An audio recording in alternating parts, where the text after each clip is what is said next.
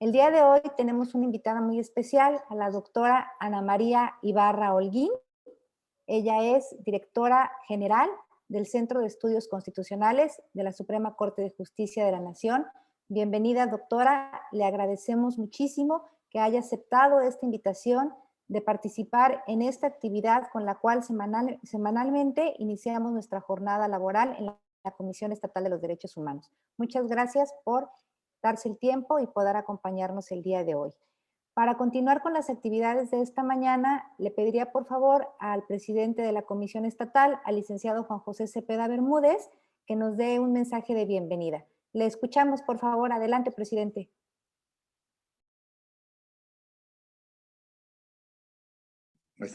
Muchas gracias, Elenita. Muy buenos días a todas y a todos.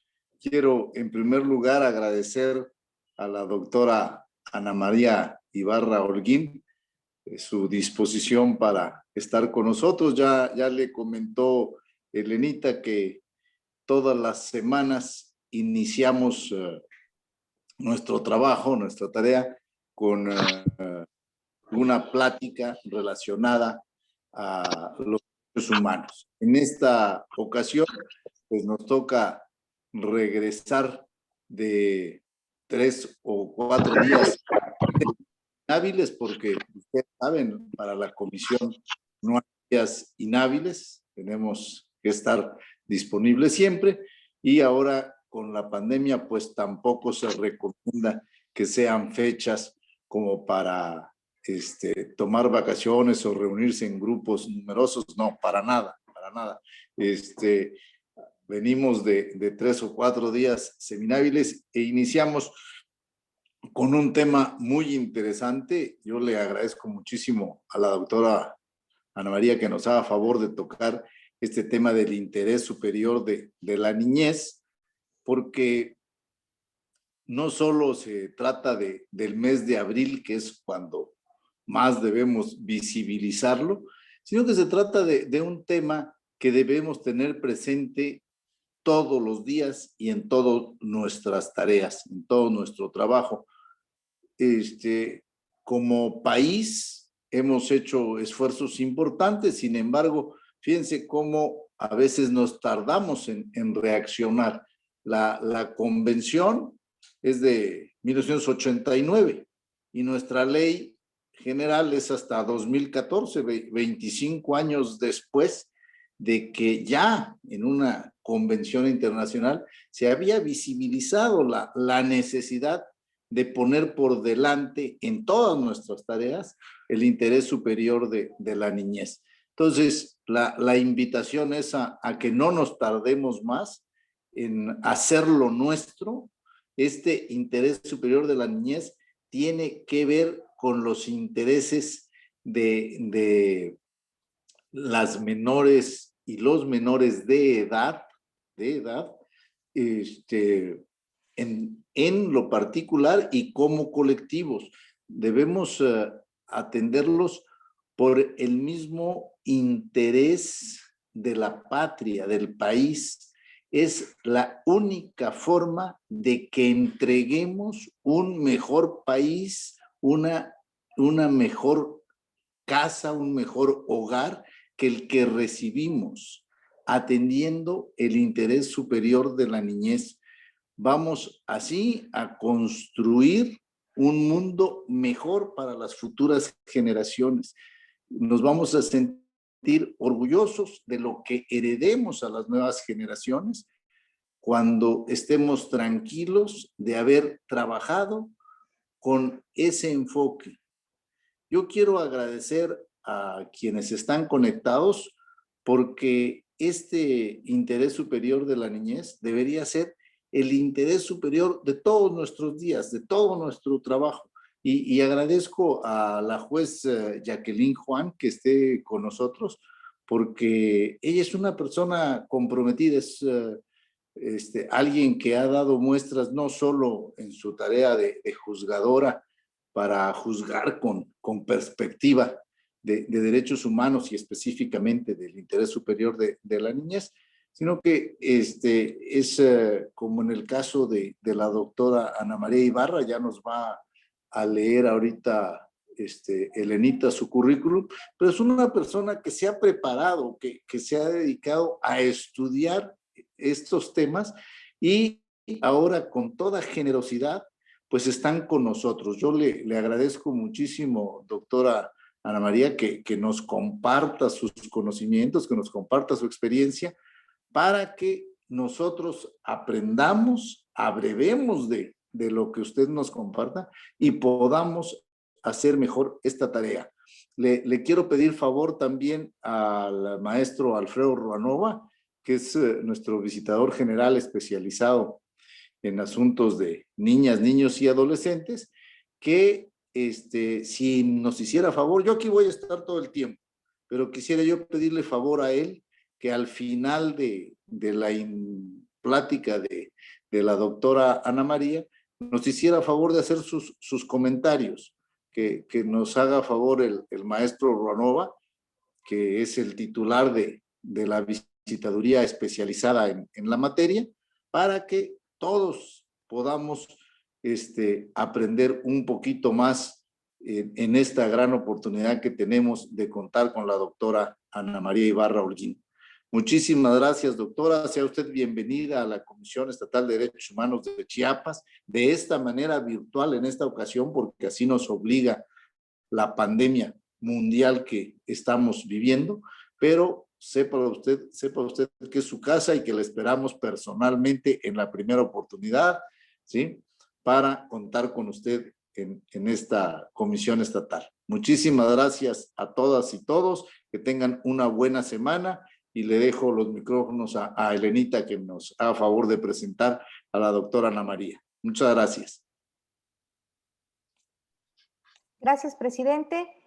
Y para continuar con nuestras actividades, me voy a permitir compartir con todas y todos ustedes parte de la trayectoria de nuestra invitada del día de hoy. Ana María Ibarra Holguín es doctora y maestra en Derecho por la Universidad de Virginia, en los Estados Unidos.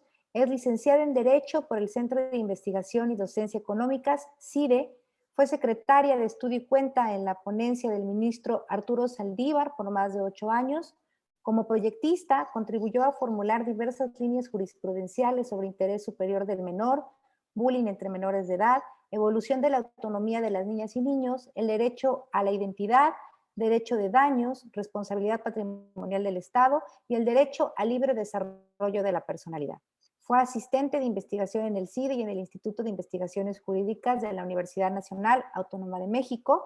Fue profesora asistente en la materia de Derecho Constitucional en la Escuela Libre de Derecho y profesora de la Cátedra de Derecho Familiar en la Universidad Iberoamericana de la Ciudad de México.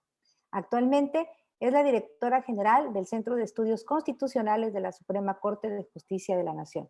Muchísimas gracias, doctora, por estar el día de hoy con la Comisión Estatal de Derechos Humanos y le cedo el uso de la voz.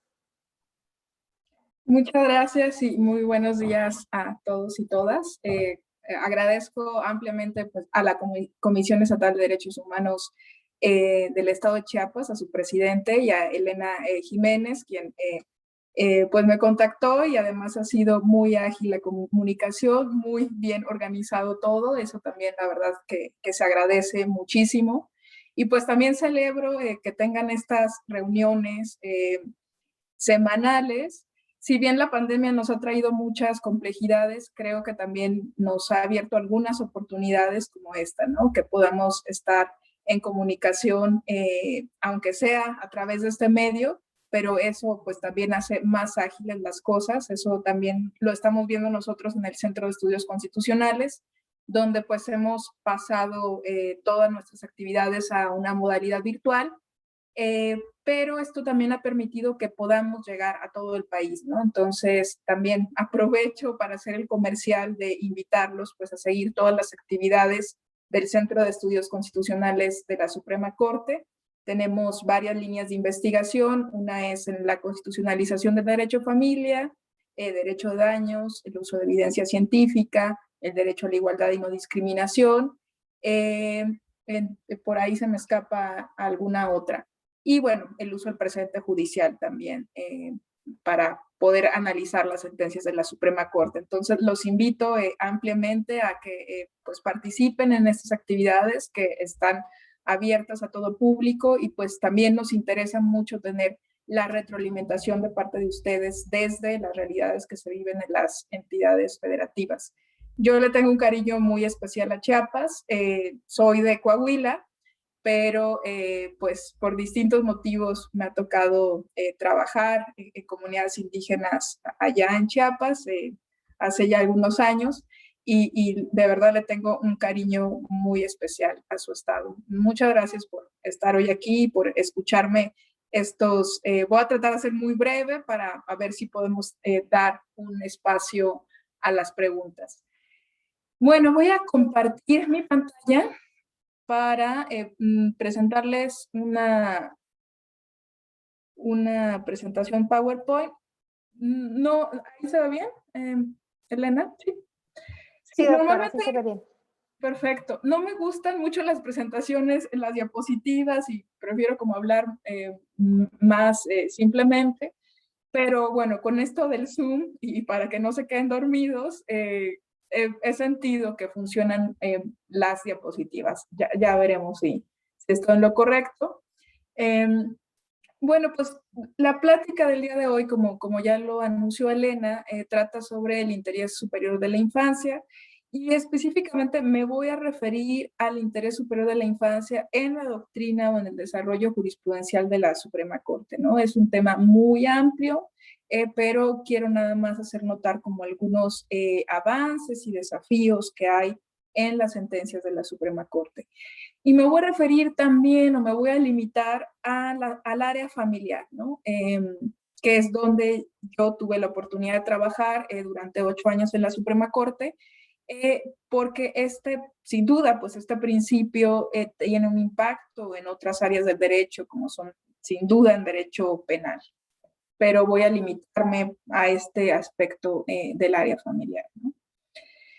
Y bueno, en primer lugar, el interés superior del niño nos impone o nos impuso ya a 10 años un reto muy, muy importante, ¿no?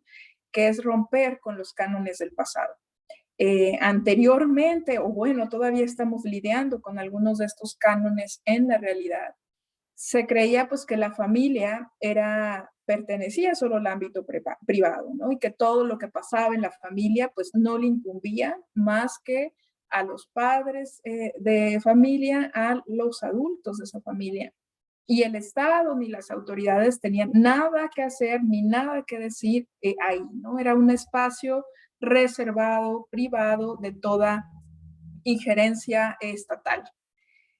También dentro de este seno familiar, pues hay y existen todavía pues roles asignados, ¿no? Roles de lo que tiene que hacer el hombre y lo que tiene que hacer la mujer y también lo que tiene que hacer o el papel que tienen los niños, niñas y adolescentes.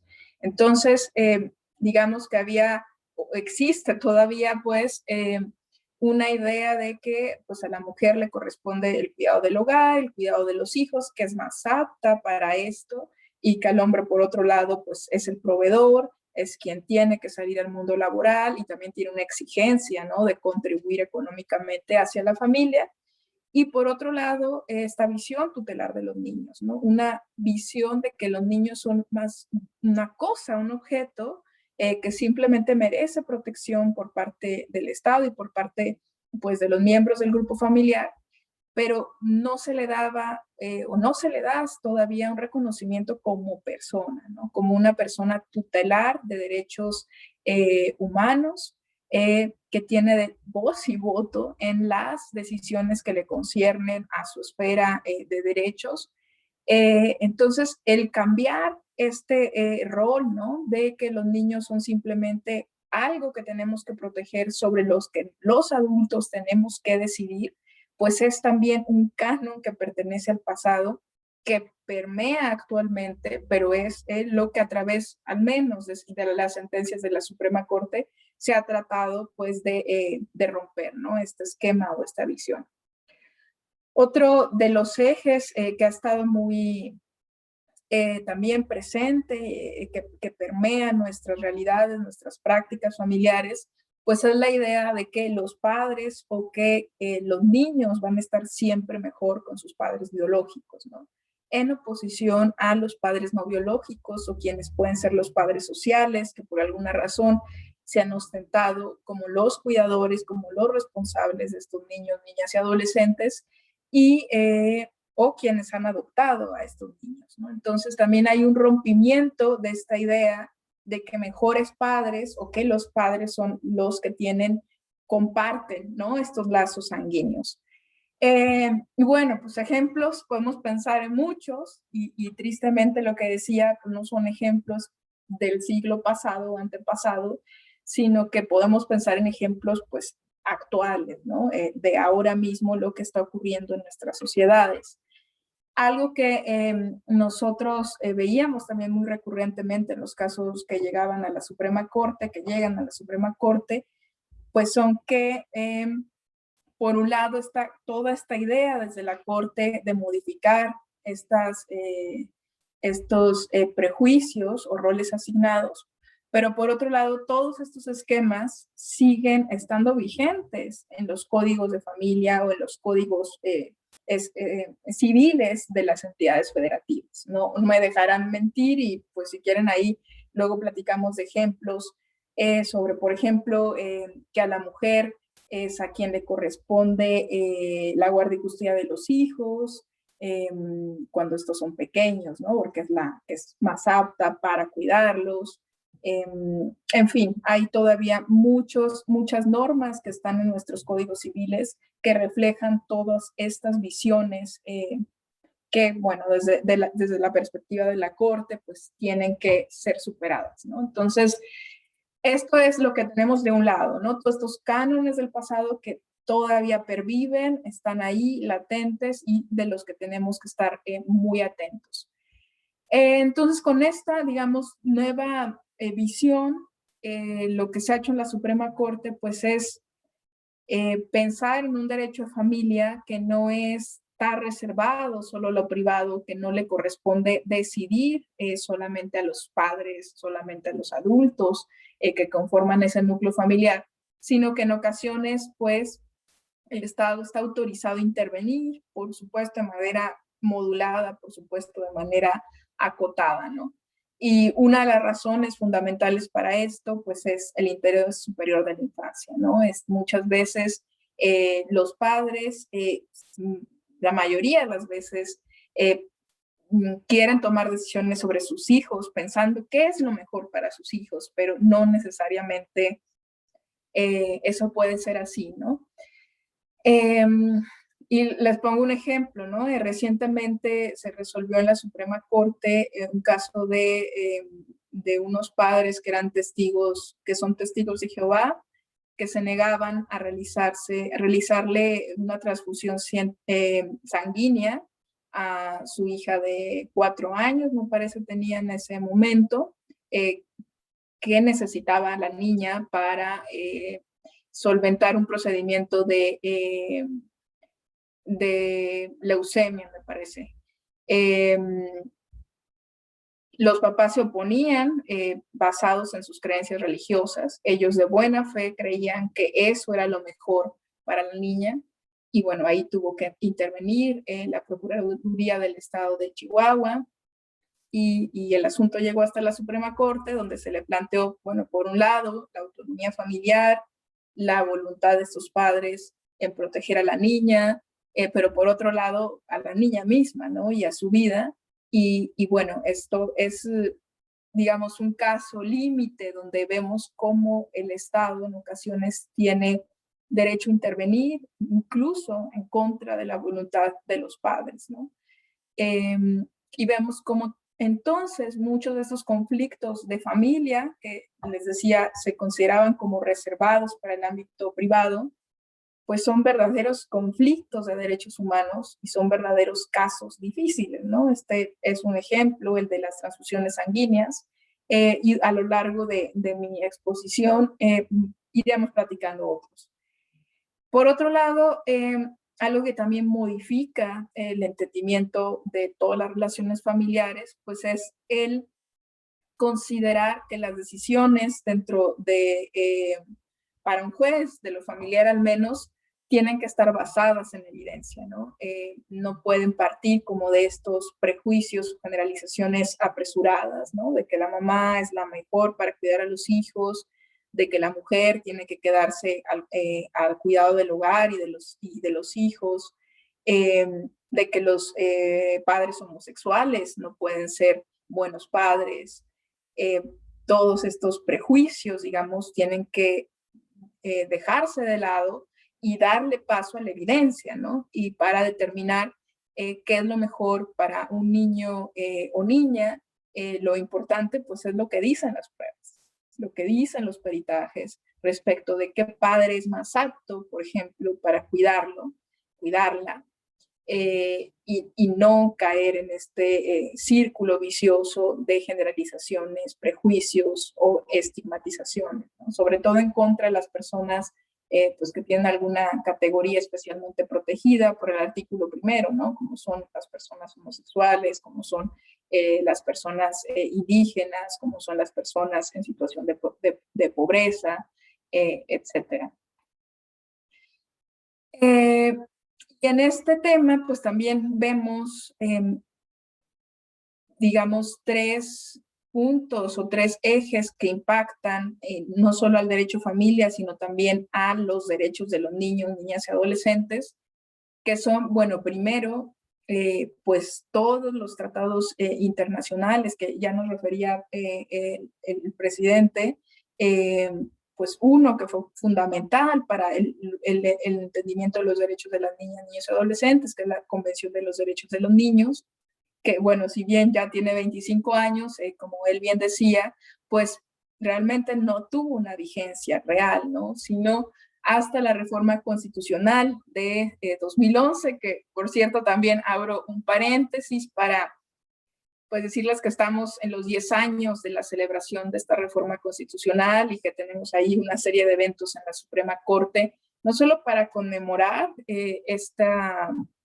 pues esta reforma, sino también para dar a conocer todo lo que se ha hecho a partir, ¿no?, de esta reforma y cómo a partir de las sentencias de la Suprema Corte es que pues estas modificaciones al texto constitucional no se quedaron ahí simplemente como una carta de buenos deseos, sino que sí han tenido aplicación y sí han sido letra viva, ¿no? Gracias a estos precedentes. Y pues sí, gracias a esta reforma del 2011 es que todos esos tratados que muchos ya estaban ahí en nuestro pues, ordenamiento nacional pasaron a ser obligatorios, ¿no? Y pasaron a ser un referente obligado, no solo para los jueces, sino para todas las autoridades estatales, donde pues a partir de esta nueva visión, no solo se tienen que aplicar los derechos humanos contenidos en la Constitución, sino también los derechos humanos que están en todos los tratados internacionales que en México ha firmado. Entonces, sin duda, esto pues viene como a ampliar, ¿no?, la gama de derechos de los niños, niñas y adolescentes de una forma pues muy fuerte, muy amplia.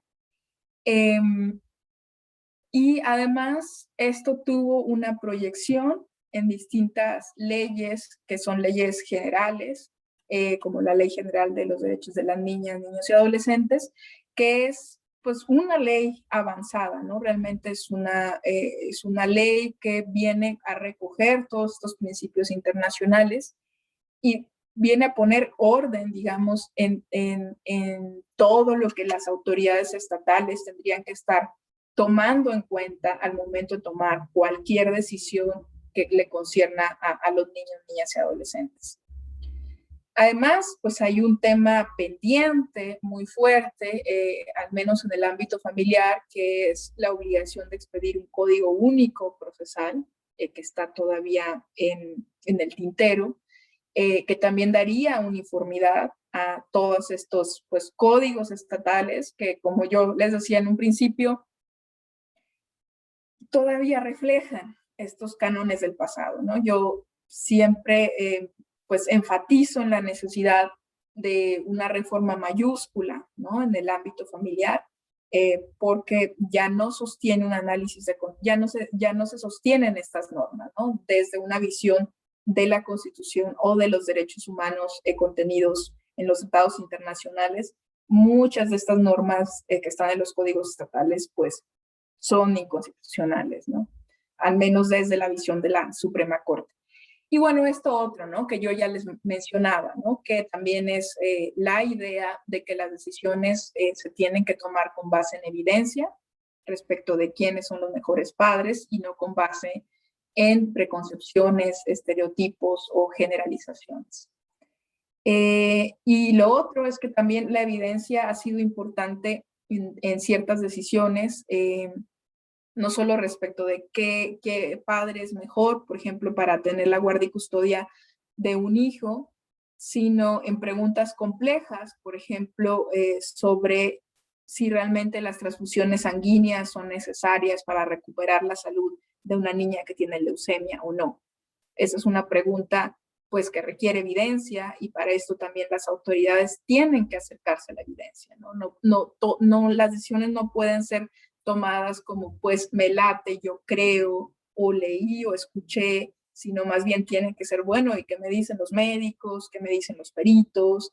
Tienen que tener esa solidez, ¿no? Porque de otro modo no puede decidirse lo que es mejor para los niños. De otro modo, pues simplemente se está encubriendo, ¿no? Una práctica basada en generalizaciones, estereotipos o prejuicios. Y bueno, digamos, frente entonces a estos, por un lado, cánones del pasado y por otro lado, desafíos que los derechos humanos de corte internacional le ponen a entender cuáles son los derechos de los niños, niñas y adolescentes, creo que podemos ver en 4 partes los derechos de los niños, niñas y adolescentes desde la doctrina de la Suprema Corte, ¿no? Primero vamos a hacer una referencia breve sobre qué es el interés superior del niño, que es un concepto medio complejo e indeterminado, y luego cómo este interés superior se refleja, yo lo veo al menos en familia en 3 cosas, ¿no? En la responsabilidad parental, que es como en todas las obligaciones que tienen los padres frente a sus hijos, en la autonomía de los niños, niños y adolescentes, y por otro lado, en admitir nuevas parentalidades, ¿no? Que es admitir, pues, por ejemplo, que los padres homosexuales pueden ser buenos padres, o que los padres que no son biológicos, sino los padres sociales también pueden ser buenos padres. Vamos una a una. ¿Qué es el interés superior del niño? ¿No? Porque está por todos lados. Vemos siempre que decidir el interés superior de la infancia, tiene que estar presente, decidir con perspectiva de la infancia. Bueno, pero ¿qué es esto? ¿No? ¿Qué es el interés superior de la infancia?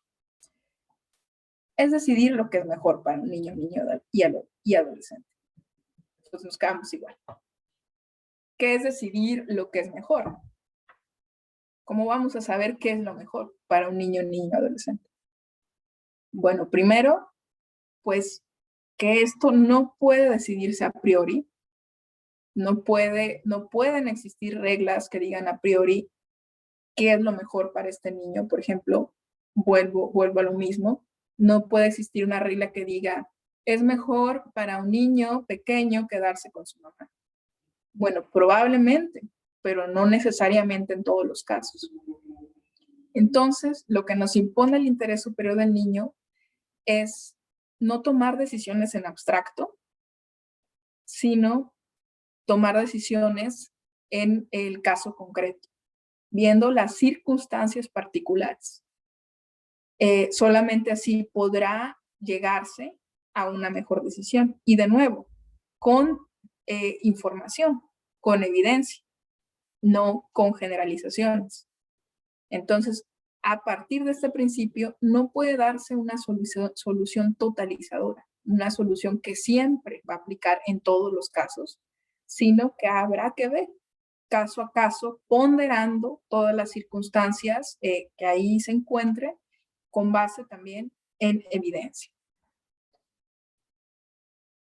Y este interés superior del niño, pues también no es un derecho tan fácil, no es un derecho que nos diga exactamente qué tenemos que hacer a las autoridades y a los jueces,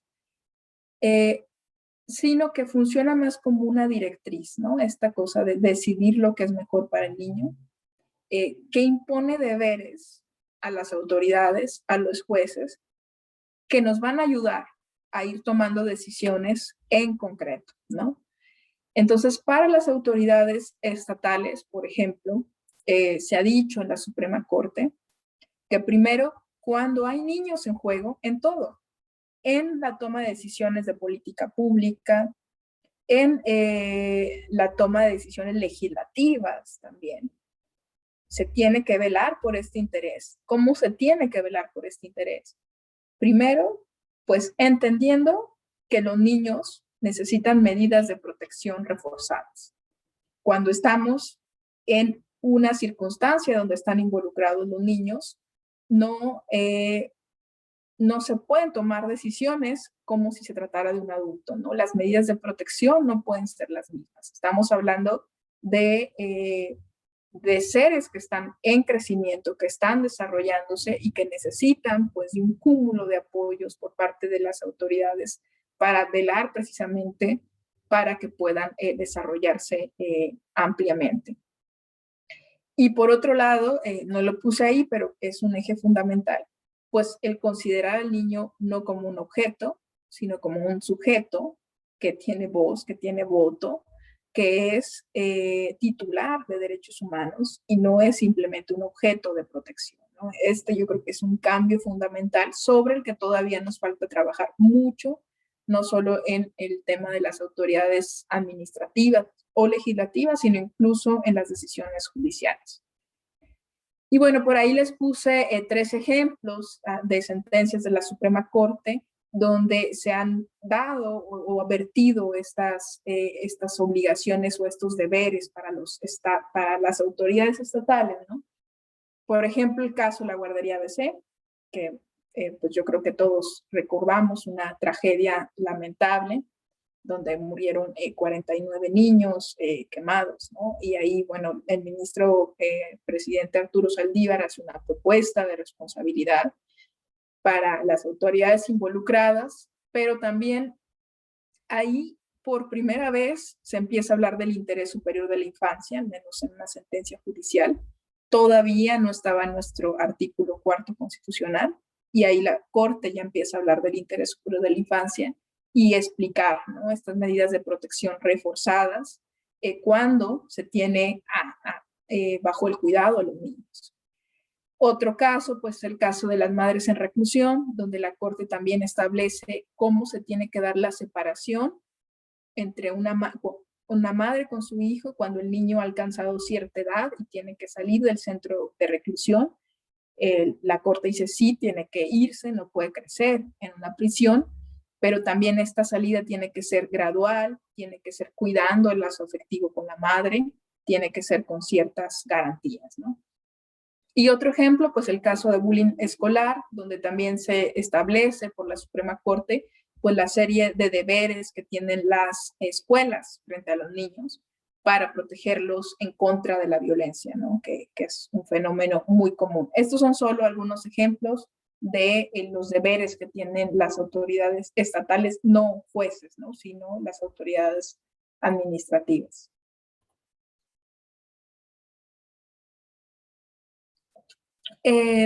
Por otro lado, ¿cuáles deberes recaen entonces para los jueces? Aquí, en lugar de deberes para las autoridades, debería decir para los jueces, que son deberes más bien procesales o deberes que se tienen que cuidar al interior, ¿no?, de un proceso de familia. Y bueno, voy a explicar muy rápido esto. Por un lado, la Corte ha dicho ya en muchos precedentes que cuando está en juego un niño, niña o adolescente, no es necesario llegar al extremo de que se pruebe que se le está causando un daño, sino basta que se le ponga en una situación de riesgo. Por ejemplo, esta teoría empezó cuando un papá dejó de incumplir sus obligaciones alimenticias y él se defendió diciendo, no, es que no me pueden quitar la patria potestad porque no lo estoy poniendo, no le estoy generando un daño, porque su mamá se hace cargo de él, porque su mamá le ha dado todo lo que necesita, entonces yo no lo he puesto en una situación, no lo he dañado, el niño está bien. Entonces ahí la corte dice, bueno, sí, pero era tu deber, ¿no? Darle estos alimentos.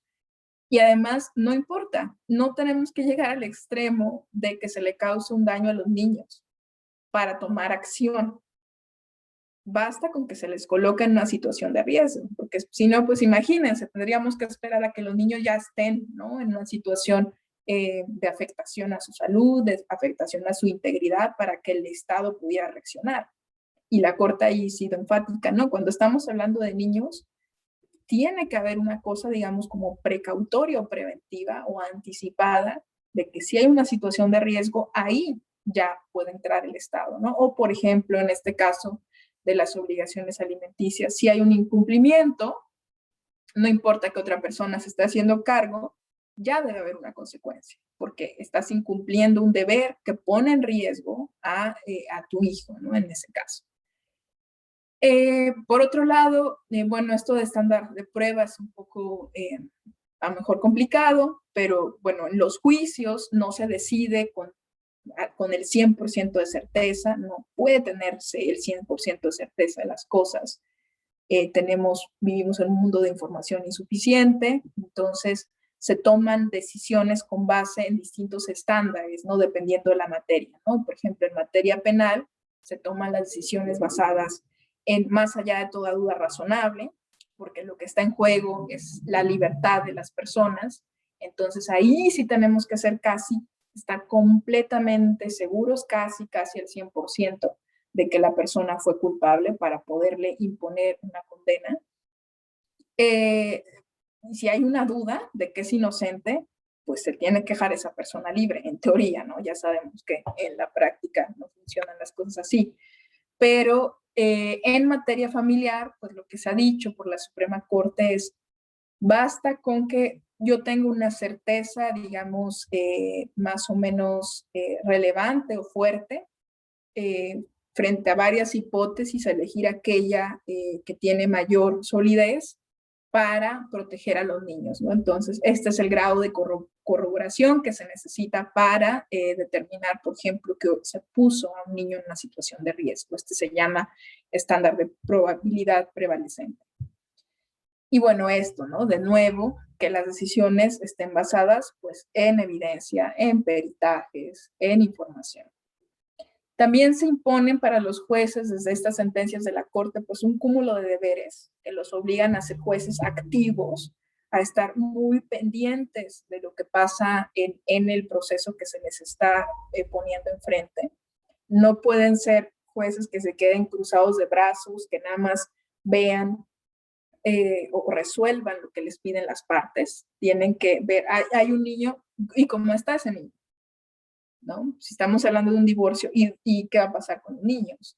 Si estamos hablando de cualquier situación, violencia intrafamiliar, bueno, ¿y ahí dónde están los niños? El juez tiene que ser proactivo para, primero, también allegarse, por ejemplo, de oficio, de pruebas, si las que tiene ahí no son suficientes, tiene la facultad, no solo la facultad, sino la obligación de recabar más pruebas que le lleguen a la certeza, que le ayuden al menos a saber cómo está ese niño adolescente involucrado en el proceso, a suplir la deficiencia de la queja. No puede quedarse con formalismos de lo que se le planteó, de las pruebas que se le dieron.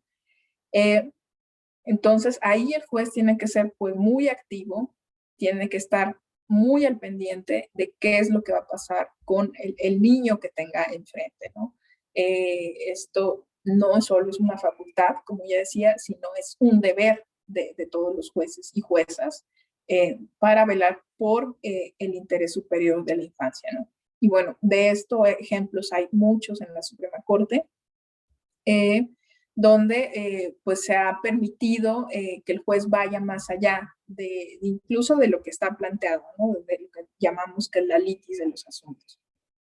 Por ejemplo, en un caso, este es de materia penal, pero sirve de ejemplo, En un caso se quería dar, la mamá estaba dando el perdón del ofendido cuando su hijo había sido por otro niño, pero había sido vejado. Es una práctica que le llaman salado, no sé si ustedes lo conocen, en sus partes genitales, y le había dado el perdón. Pero bueno, la corte resolvió que esto atentaba contra la dignidad del infante y no podía darse el perdón, ¿no?, por parte de la madre, sino tenía que velarse por el interés superior del niño. Entonces, ejemplos como estos hay muchos, ¿no?, donde los obstáculos procesales no son infranqueables siempre, sino se tiene pues que ver la manera de cómo, incluso en segunda instancia, incluso ya en sede de la Suprema Corte, de cómo proteger al niño que esté ahí involucrado. Otro eje fundamental que ya hemos hablado es pues esto, ¿no?, de considerar a los niños como sujetos de derechos. ¿Esto qué implica? Pues que son seres autónomos, autónomos de sus padres, autónomos del Estado, autónomos de sus profesores, que tienen intereses y deseos propios que valen igual, y que esta autonomía se va desarrollando también progresivamente. No es lo mismo pues nosotros ver o atender lo que dice un niño de 3 años, un niño de 2 años, a lo que, por ejemplo, ya podría opinar un niño de 14 años, ¿no? Entonces, la Corte ha dicho, bueno, esta autonomía va creciendo mientras va adquiriendo como más madurez, y esto implica que en todos los procesos en los que están los niños involucrados, los tenemos que escuchar. No importa si son niños pequeños, bueno, no de 2 años, obviamente, pero a partir de los 3, 4, pues ya hay algo que vale la pena escuchar, ¿no? No quiere decir esto que se deba decidir siempre lo que los niños quieren. No quiere decir que vamos a hacer lo que los niños quieren. Pero sí es parte muy importante de los procesos escucharlos. Seguramente algo en lo que ellos dicen va a ser revelador, ¿no? Y mientras van creciendo más, sí van pudiendo tomar decisiones por ellos mismos, tomando en cuenta que, ¿no?, ¿cuándo sí pueden tomar decisiones? ¿Cuándo no? Bueno, otra vez no se sabe, depende de los casos enfrente, pero para determinar esto se tiene que tomar en cuenta pues su grado de madurez y también el tipo de decisión. No es lo mismo el decidir, por ejemplo, con qué papá van a vivir, que el que quieran decidir, por ejemplo, ellos mismos cambiarse de nombre, ¿no?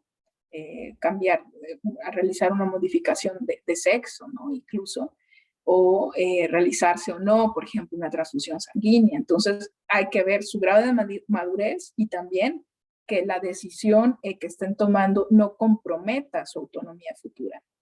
Por ejemplo, en esto la Corte resolvió recientemente que es constitucional la prohibición de que los niños se puedan casar, ¿no? Incluso los niños de 16 años, las niñas de 16 años.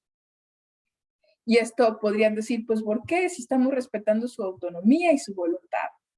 Por un lado, sí, pero por otro lado hay que ver qué tipo de decisión es. Es una decisión que compromete su autonomía futura. Entonces, digamos, en una línea muy general y muy gruesa, lo que podemos decir es que los niños no pueden tomar decisiones por sí mismos que comprometen su autonomía o lo que va a ser de sus vidas después, porque a lo mejor lo están tomando autónomamente ahora, pero si eso es una decisión tan fuerte de la que después no pueden retractarse tan fácilmente o que puede tener consecuencias muy graves, pues ahí se tiene que ser más cuidadoso respecto de lo que opinan los niños. Por otro lado, la Corte ha establecido, pues, además de que hay que escucharlos, de qué forma, ¿no?, pueden intervenir, que siempre en las entrevistas que se les hacen a los niños, niñas o adolescentes, se tiene que ser muy cuidadoso de no revictimizarlos, de darles un ambiente pues, en los que ellos se sientan seguros, de que estén acompañados, una serie de cuidados, ¿no?, que son no simples, no que habría que revisar con más cuidado. No simplemente es, pueden ellos decir lo que quieran. Sí, ¿dónde los vas a entrevistar? ¿En frente de quién? ¿Con qué técnica? Y luego, ¿cómo vas a ponderar eso que te dijo el niño? No es lo mismo el tomarle una entrevista a un adulto que el tomarle una entrevista a un niño. Los niños tienen pues referentes muy diferentes, entonces también aquí interviene pues toda una cosa de la psicología del testimonio y una cosa que se le llama psicología del testimonio infantil, ¿no? Que también es muy importante como para poder realmente advertir qué es lo que te está diciendo el niño. Y esto pues es importante, pues sí, en nuestros casos de guardia y custodia, pero imagínense en caso de abuso sexual, ¿no? Se tiene que ser muy cuidadoso de cómo se recaban las entrevistas a los niños para no revictimizarlos y para realmente entender lo que ellos están diciendo, lo que ellos quieren decir. Eso significaría escucharlos realmente, ¿no? Activamente, y no nada más darle como una palomita a esa obligación procesal. Luego, pues el tema de responsabilidad parental, ¿no? Que es como un cambio de visión de la patria potestad, que antes era como esta cosa de que los papás tienen derecho sobre sus hijos, derecho a corregirlos, derecho a educarlos, derecho pues a decidir por ellos, ¿no? Entonces, esta visión ya no existe o ya no debe existir, sino es más bien, no, los papás no tienen derechos frente a sus hijos. Los papás tienen una responsabilidad. Los papás tienen la oportunidad única de ser padres y frente a eso tienen obligaciones. No son los dueños, no son cosas los niños. Entonces, esto pues también es otro paradigma, ¿no? Entender cómo desde eso los padres son los guardianes, pero no están por encima de sus hijos. Y en este sentido, pues se han tomado desde la Corte decisiones, como yo les decía, en contra de la voluntad de los padres, como son el caso de las transfusiones sanguíneas, o los casos de educación sexual, ¿no? Hay varios casos también donde los papás se negaban a que sus hijos recibieran educación sexual en las primarias. Y bueno, ahí la Corte dijo, bueno, no, esta es una información necesaria, importante para los hijos, a los que los padres no se pueden contraponer, ¿no? Y esta pues nueva visión pues sin duda impacta cómo se debe terminar la guardia y custodia de los niños y cómo se debe terminar el tema de visitas y convivencias también con los padres, ¿no? De nuevo, los padres son responsables de los hijos, no son dueños de los hijos. Y también el interés superior del niño que nos mandata a decidir lo que es mejor para el niño, pues nos obliga a decir realmente lo que es mejor, ¿no? No lo que creemos, no lo que asumimos o suponemos. Y entonces esto nos lleva a admitir nuevas parentalidades, basadas en evidencia en el sentido de que pues tal vez esta preconcepción de que, por ejemplo, los papás homosexuales, las parejas homosexuales no pueden ser buenos padres. ¿De dónde sale esa conclusión? Muéstrenme la evidencia, ¿no?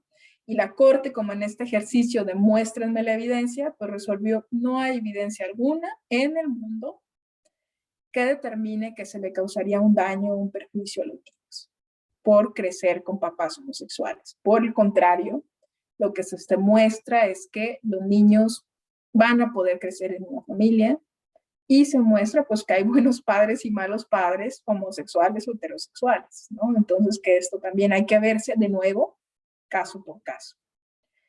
Y lo mismo respecto a los padres biológicos versus los padres sociales, ¿no? En estos casos donde llegaba un papá con una prueba de ADN y decía, pues es que ahí dice que yo soy su papá. Pues sí, pero te has aparecido 10 años después, ¿no? Y 10 años antes, otra persona fungió como padre, tuvo este rol, le dio este afecto. Entonces ya hay una realidad social que se contrapone a esta realidad biológica y en consecuencia hay que ver qué es lo mejor para el niño. No a priori, tampoco vamos a decir siempre es mejor darle prevalencia a la realidad social. Hay que ver todo el cúmulo de circunstancias, de nuevo, por ejemplo, por si el papá biológico sabía o no de la existencia de su hijo, si lo abandonó, si puede calificar realmente eso como un abandono o no. en cómo está el niño en su núcleo social actual. Entonces es ponderar, ¿no? De un lado una cosa y de otro lado, y con base en todo eso tomar la mejor decisión. Y bueno, esos serían así de forma muy apresurada, pues digamos, los ejes sobre los que se ha articulado el interés superior de la infancia en las sentencias de la Suprema Corte. Hay mucho, todavía muchísimo por resolver. Además, la tecnología y todos los avances plantean nuevos retos siempre, ¿no? Entonces, siempre habrá pues decisiones importantes en ese tema de la infancia. El tema de los niños migrantes, pues es, por ejemplo, uno de los grandes pendientes de la Suprema Corte. Pues muchas gracias, yo lo dejo aquí y bueno, pues si todavía tenemos tiempo para preguntas, pues estoy atenta a sus preguntas y comentarios. Gracias, doctora. Como lo señaló el presidente, el licenciado Juan José, le cedería al maestro Alfredo Urbanova Ortega, visitador general de Asuntos de Niños, Niños y Adolescentes, el uso de la voz para que haga los comentarios que manifestó el presidente. Adelante, por favor, maestro, si es tan amable. Sí, gracias. Muy buenos días a todas y a todos. Un gusto escuchar a la doctora Ana María Ibarra con esta importante exposición, en donde pues nos hace un recorrido básicamente de el tema del interés superior de la niñez, en donde desde la óptica jurisdiccional, ¿verdad?, nos hace un recuento de los elementos que la propia Corte en los últimos años se ha pronunciado y que son criterios ya ahora jurisprudenciales que sientan el precedente y que a instituciones como la nuestra, ¿no?, en donde nos abocamos a la defensa no jurisdiccional de los derechos humanos, tenemos casos en los que tenemos que intervenir. Hay niñas, niños y adolescentes, indígenas, migrantes, ¿verdad?, con discapacidades, y que hace que en nuestro diario vivir pues nos veamos obligados a tener este importante principio de aplicación en lo concreto para poder hacer la defensa de los derechos humanos de niñas, niños, adolescentes. De ahí la importancia, pues, que con esta visión que nos trajo la doctora, podamos nosotros ir complementando nuestro criterio como defensores de derechos humanos. Aquí rescato por mucho estos cuatro elementos sobre los cuales ella centró su plática al hablar de la responsabilidad parental, la autonomía y la nueva parentalidad, en donde invariablemente no estamos acostumbrados, coincido con ella, no hay una cultura, digamos, que vea o visualice este interés superior de la niñez, o que visualice que las niñas, niños, adolescentes tienen derechos, ¿no? Venimos trabajando ahí en los últimos años con las capacitaciones, con los cursos, con la promoción de los derechos de las niñas, niños, adolescentes, precisamente para que sean ellos mismos los que, conociendo sus derechos, puedan en algún momento dado, ¿verdad?, acudir a las instituciones, a las instancias como esta, en la defensa de los mismos, ¿no? Veo que hay en el interés superior de la niñez una importante labor todavía por realizar, ¿no? Estamos apenas a casi 7 años de que la nueva ley o que la ley de niñas, niños, adolescentes se aprobara, y pues en ese sentido, digamos, todas las instituciones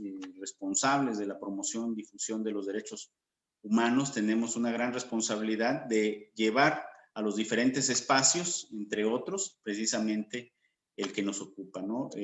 Felicito por mucho a la doctora Ana María Ibarra, que nos dio un panorama concreto de este tema complejo, como bien lo decía, pero que a veces en la práctica diaria, en lo que nos corresponde, debemos de pronunciarnos y de tomar criterios basados precisamente muchas veces en lo que la propia Corte establece, ¿no? Son de bastante utilidad y pues estaremos atentos a todos los pronunciamientos que en su momento haga la Corte. Eso es lo que podría decir.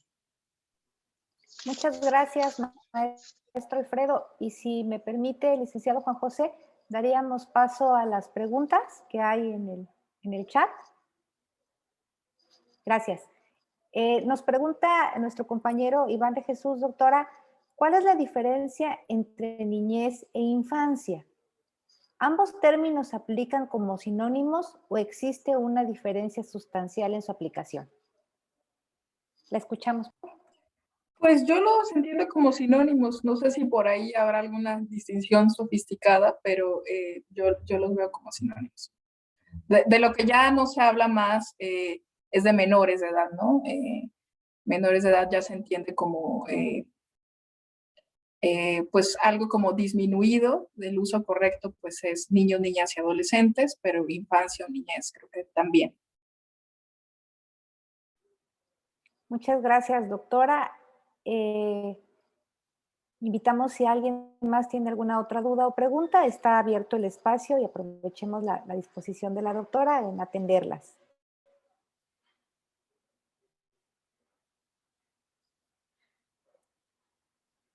De lo contrario, presidente, ¿le gustaría hacer alguna intervención de cierre?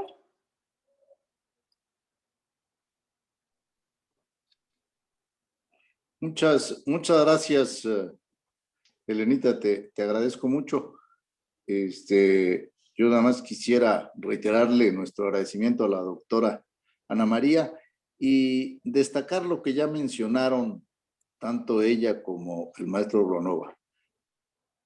Es un gran reto, una enorme transformación la que nos hace falta como sociedad para superar esos cartabones, esos paradigmas, esas conductas anquilosadas, cerradas, costumbristas, que nos llevan a establecer criterios que no necesariamente atienden al interés superior de la niñez y que sí en un momento dado llegan a violentar sus derechos humanos en los diferentes enfoques.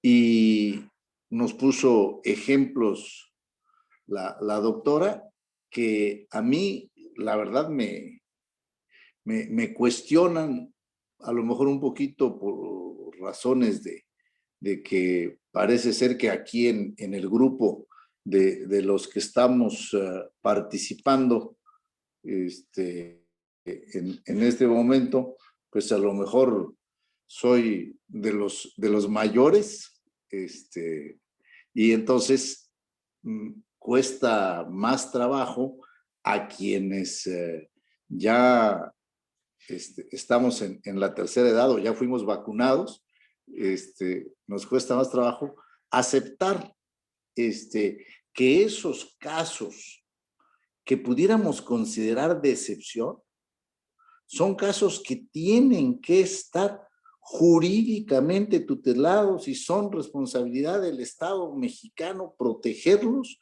¿sí? Ampliamente, y que no pueden considerarse, ¿sí? Al margen, ni se pueden seguir manteniendo criterios que violenten ni un día más la situación que viven esos menores de edad.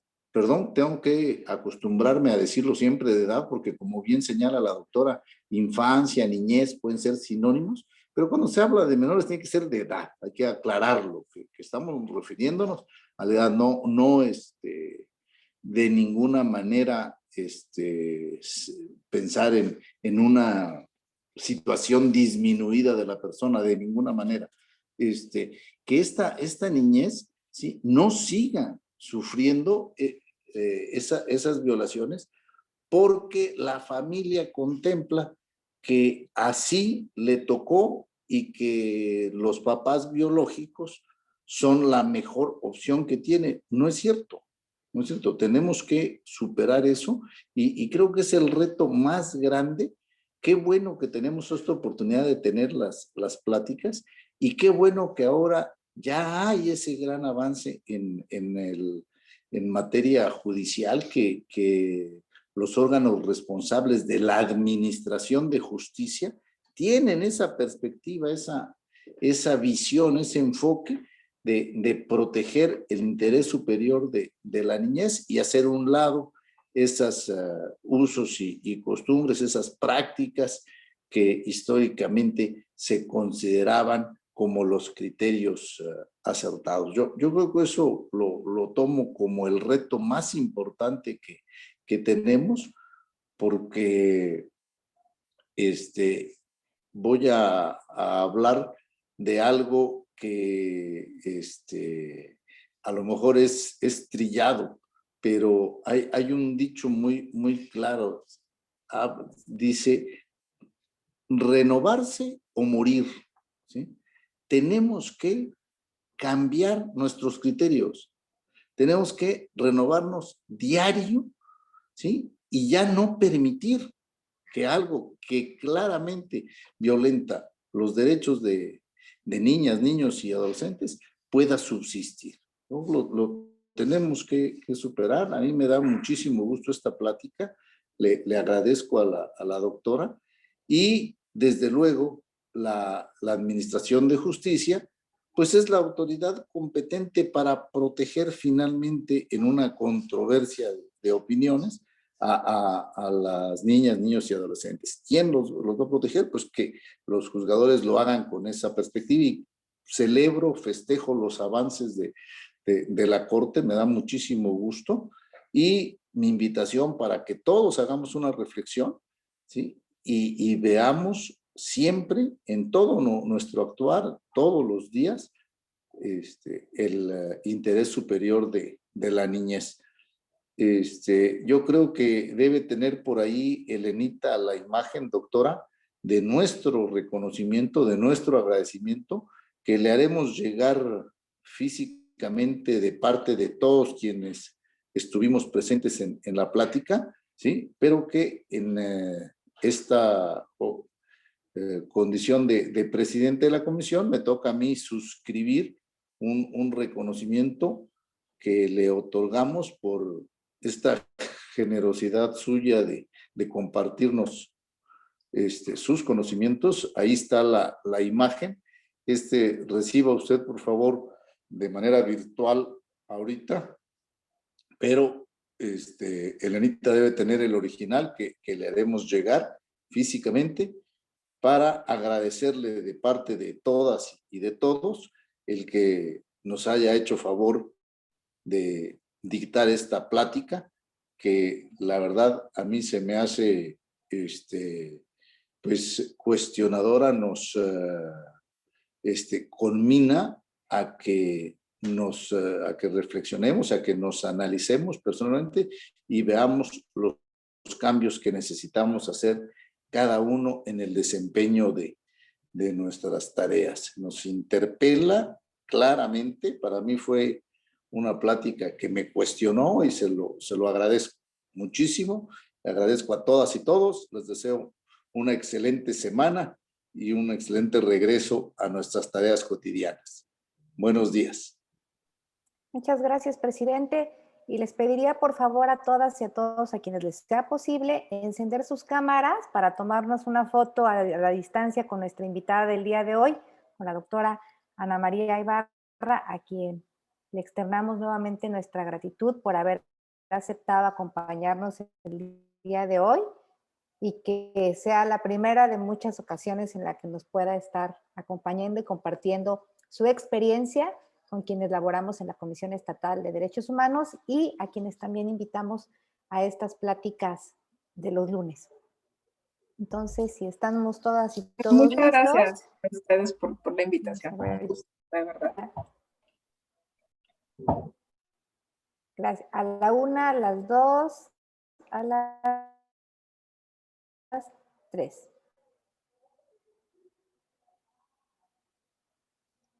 Muchísimas gracias, doctora, muchísimas gracias. Hay un comercial último. Las publicaciones del centro también las pueden descargar en la biblioteca. Tenemos ahí todo gratuito. Están todas las sentencias de la Corte de forma analizada, bueno, no todas, en varios temas. Y bueno, muchos textos que yo creo que pueden ser de utilidad. Muchísimas gracias, doctora. Y gracias a todas y todos por conectarse. Nos vemos el próximo lunes. Hasta luego.